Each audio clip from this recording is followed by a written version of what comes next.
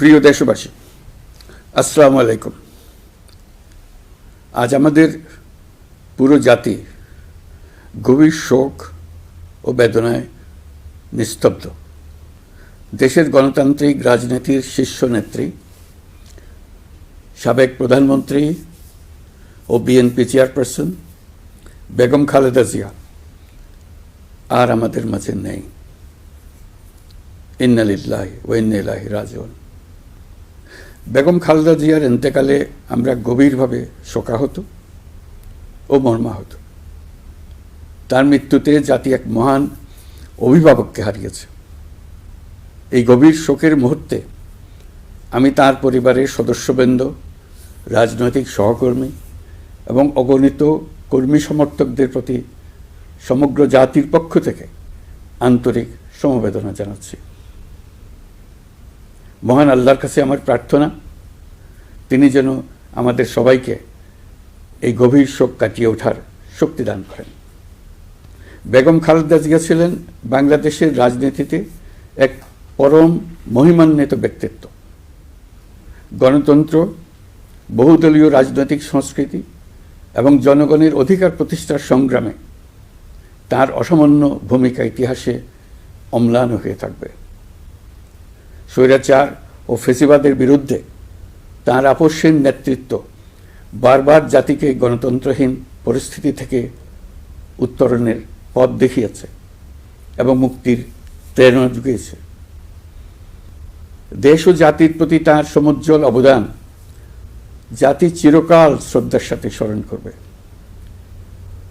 তাঁর দীর্ঘ রাজনৈতিক যাত্রা, গণমুখী নেতৃত্ব এবং প্রিয় মাতৃভূমির স্বাধীনতা ও সার্বভৌমত্বকে সমুন্নত রাখতে তাঁর অবিচল ভূমিকা অবিস্মরণীয় হয়ে থাকবে। এমন একজন মহান দূরদর্শী ও নিখাদ দেশপ্রেমিক নেত্রীর শূন্যতা পূরণ হবার নয়। প্রিয় দেশবাসী, এই শোকাবহ মুহূর্তে আপনাদের প্রতি আমার উদাত্ত আহ্বান, আসুন আমরা সবাই যার যার অবস্থান থেকে মহান আল্লাহর দরবারে বেগম খালেদা জিয়ার বিদেহী আত্মার মাগফিরাত কামনা করি। একই সঙ্গে জাতির এই কঠিন সময়ে আমরা যেন ঐক্যবদ্ধ থাকি। শোকের এই সময়ে কেউ যেন অস্থিতিশীলতা বা নাশকতার অপচেষ্টা চালাতে না পারে, সে বিষয়ে আমি সবাইকে সজাগ থাকার আহ্বান জানাচ্ছি। এই সময়ে আমাদের সবার দায়িত্বশীল ভূমিকা পালন করা অত্যন্ত জরুরি। প্রিয় দেশবাসী, সাবেক প্রধানমন্ত্রী বেগম খালেদা জিয়ার মৃত্যুতে আমি 3 দিনের রাষ্ট্রীয় শোক এবং আগামীকাল তার নামাজে জানাজার দিনে একদিনের সাধারণ ছুটি ঘোষণা করছি।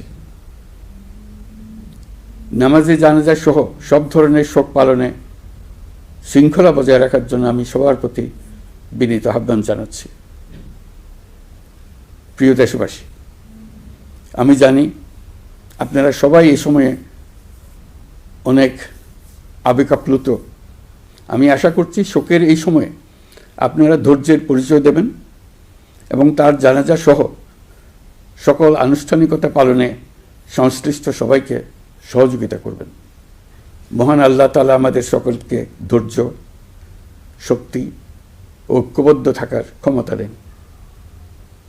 আল্লাহ হাফিজ।